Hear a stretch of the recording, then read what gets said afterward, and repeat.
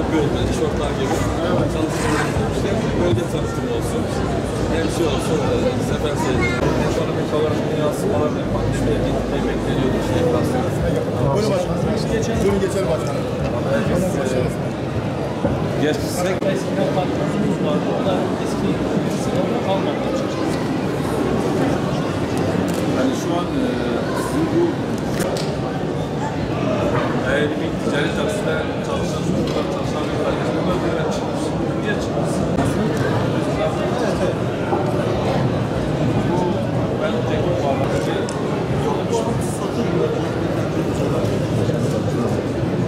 yani o zamanın modelini yeni yaptı. Elimizdedir. Sağ olun.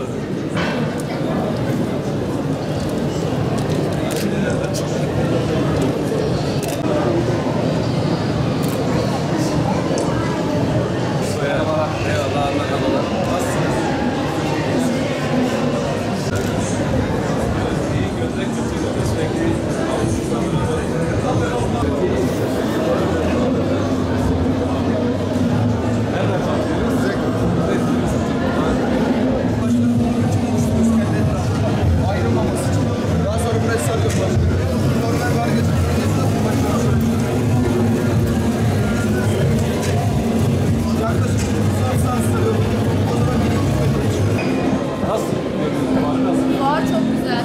Gayet başarılı. Evet, kesinlikle bölgemiz adına çok iyi. Şehrimiz adına çok güzel. Aynen öyle. Devamına gelecek. Tabii ki de. Bugün Mezopotamya Turizm ve Gastronomi fuarını ziyaret ettik.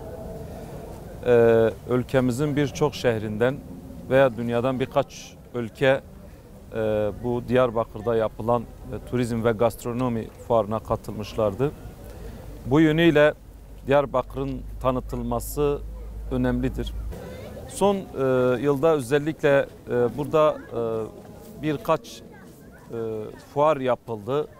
Fuarların çoğuna katılım da sağladık ve bu fuarda da esnaflarımızla tek tek görüştük, onları ziyaret ettik. Elhamdülillah dışarıdan gelen çoğunun da Diyarbakır'dan memnun kaldıklarını ve bu noktada Diyarbakır'ı çok sevdiklerini işittik. Bu da bizi memnun etti. Temennimiz Diyarbakır'ın tanıtılması ile ilgili çalışmaların devam etmesidir.